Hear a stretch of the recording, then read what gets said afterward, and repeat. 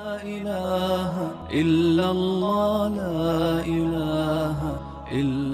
مناسبت سے دو چار باتیں اور عرض کر دیتا ہوں۔ ہماری بہت سے اہل علاقہ والوں کی اس وقت گندم کی فصلیں تیار ہیں، ان کی گندم پہلے سے ہی اٹھا لی گئی، اور صورتحال یہ ہے کہ اب بارشوں کا ایک سلسلہ شروع ہو گیا، اور ایک عجیب صورتحال یہ بھی ہے کہ بہت سی فصلوں کو ایک کیڑا لگ گیا جو گندم کے دانے کھاتا جا رہا ہے۔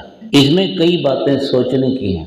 ہمارے لوگ بہت سی باتیں حکومت کے ساتھ ڈال دیتے ہیں۔ کیا یہ بارش بھی حکومت دیتی ہے؟ کون ہے مسلمان جو کہتا ہو کہ بارش حکومت دیتی ہے؟ اب احتجاج کرو کہ حکومت اس وقت بارش کیوں دے رہی ہے جبکہ ہماری فصلیں تیار کھڑی ہیں؟ کوئی احتجاج نہیں کرے گا، بلکہ یہی کہیں گے یہ اللہ کا کام ہے۔ اب جب بارش کی ضرورت ہو تب اللہ بارش دے، اور جب ضرورت نہ ہو اللہ بارش نہ دے۔ اب ہم دعا ہی کر سکتے ہیں، لیکن سوچنے کا مقام ہے کہ ضرورت نہیں پھر اللہ بارش کیوں دے رہے ہیں۔ اس کے نتیجے میں ہو سکتا ہے ہماری فصلیں خراب ہو جائیں۔ اس کے علاوہ وہ جو کیڑا گندم پر لگ گیا اور وہ دانے کھاتا جا رہا ہے، وہ کیڑا بھی کسی حکومت نے مسلط کیا ہے۔ پھر احتجاج کرو کہ حکومت اپنا کیڑا سنبھالے۔ یہ تو خالق و مالک اللہ کے کام ہے، اور اللہ سے کوئی احتجاج نہیں کر سکتا۔ اللہ سے التجا کی جا سکتی ہے، لیکن کبھی اللہ بندوں کی التجا کو بھی نہیں سننا چاہتے۔ کبھی ایسا ہوتا ہے کہ اللہ اپنے بندوں کی التجا کو بھی نہیں سننا چاہتے۔ مانگو دعائیں، میں نہیں قبول کروں گا۔ مانگو مدد، میں نہیں کروں گا۔ مانگو میرے سے ضروریات، میں تمہاری ضروریات پوری نہیں کروں گا۔ کبھی ایسا ہوتا ہے۔ کیوں؟ ہم اللہ کو ناراض کیے ہوئے ہیں۔ کتنے احکام ہیں جو فرض ہیں، واجب ہیں، موقدہ سنتیں ہم نے چھوڑے ہوئے ہیں، اور کتنے گناہ ہیں جن میں ہم پڑے ہوئے ہیں۔ فرض چھوڑنا بھی گناہ ہے، لیکن کئی گناہ وہ ہیں جنہیں گناہ سمجھتے ہیں اور پھر بھی کرتے ہیں۔ حرام آمدن، حرام کاری، حرام بولنا، حرام دیکھنا، حرام سننا، حرام ڈالنا، حرام کرنا، حرام کی طرف چلنا، حرام کی کمائی، یہ مختلف قسمیں ہیں حرام کی، اور ہم حرام کے کاموں میں لت پت ہیں۔ سر سے لے کر پاؤں تک ہر آدمی اپنا جائزہ لے کہ میرا کون سا عضو ہے جو حرام سے بچا ہوا، میں نے کون سے عضو کو حرام سے گندا نہیں کیا۔ ہر ایک آدمی اپنا جائزہ خود لے سکتا ہے کہ مجھ میں کتنے حرام کے کام ہیں۔ پھر اللہ کو منانے کی صورت یہ ہے کہ حرام کے ان کاموں کو چھوڑ دیں اور توبہ استغفار کریں۔ حضرت تھانوی رحمہ اللہ نے ایک قصہ لکھا ہے کہ ایک بادشاح، پہلے بادشاہ اکیلے اپنے طور پر جایا کرتے تھے، انہیں خطرہ نہیں ہوتا تھا۔ اب کے بادشاہوں کو خطرہ ہوتا ہے کیونکہ عوام کے حق میں ظالم ہوتے ہیں۔ تو بادشاہ سیر پر گیا، گھوڑے پر سوار ہے، انار کا ایک باغ آیا، وہاں وہ رکا اور مالی سے کہا کہ جس درخت کے سب سے میٹھے انار ہوتے ہیں ذرا وہ تو چکھاؤ۔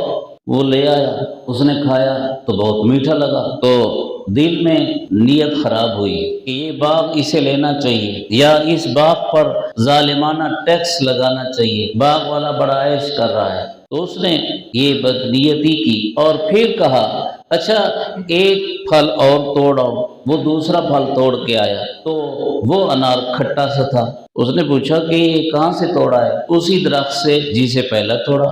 اتنا عرصہ ہو گیا ہوگا آپ کو نہیں پتا کہ کون سے درخت میں میٹھے پھل ہوتے ہیں؟ کہا اس درخت پر میٹھے ہی پھل ہوتے ہیں، تو یہ پھر کھٹا کیوں ہے؟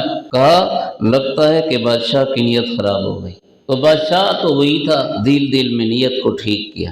پھر کہا اچھا اب تیسرا پھل توڑ کے لاؤ۔ پھر تیسرا پھل توڑ کے لایا تو پھر میٹھا۔ اب یہ میٹھا کیوں ہو گیا ہے؟ لگتا ہے بادشاہ کی نیت ٹھیک ہو گئی ہے۔ صرف نیت خراب ہو جائے اور بادشاہ کی تو پھل میٹھے سے کڑوا ہو جائے، اور ساری عوام کی ہی نیت خراب ہو تو پھر کیا حال ہوگا؟ ایک اور قصہ، ایک نیک آدمی قبرستان میں گئے، اس کے ساتھ کوئی اور آدمی بھی تھا۔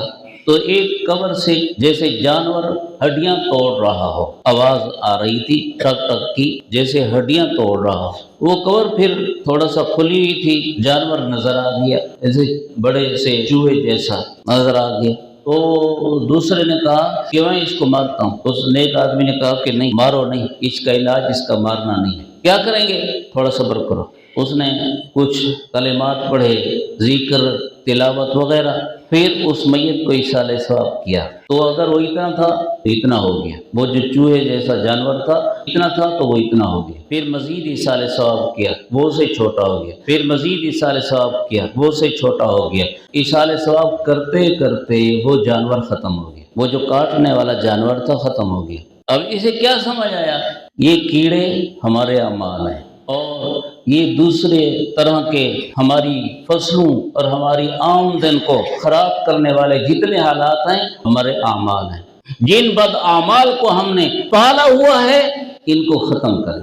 جب اللہ کو خوش کریں گے اور اعمال بد کو ختم کریں گے، گناہوں کو چھوڑ دیں گے، تو پھر یہ کیڑے بھی مر جائیں گے، پھر یہ فصلیں زیادہ دیں گی اور تباہی سے بچ جائیں گی۔ یہی حال ہے اس کا۔ اب فصل میں ایک حکم کیا ہے اللہ کا؟ آتوا حقہ یوم حصادہ، جس دن کاٹو اس دن اس کا حق ادا کرو۔ اس کا حق کیا ہے؟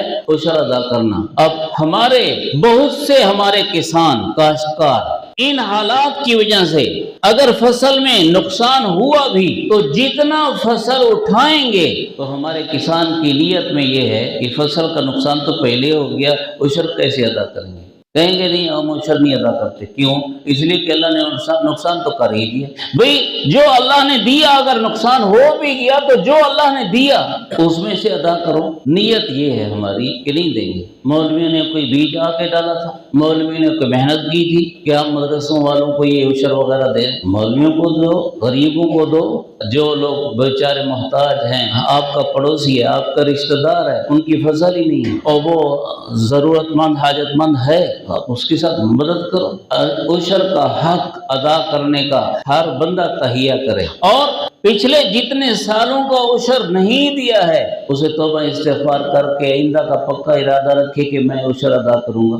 ایک دم سارا نہیں ادا ہو سکتا تو تھوڑا تھوڑا کر کے اپنے سر کو فارغ کرتا جائے، بس اسے اللہ تعالیٰ مہربانی فرمائیں گے۔ آخر دعوانا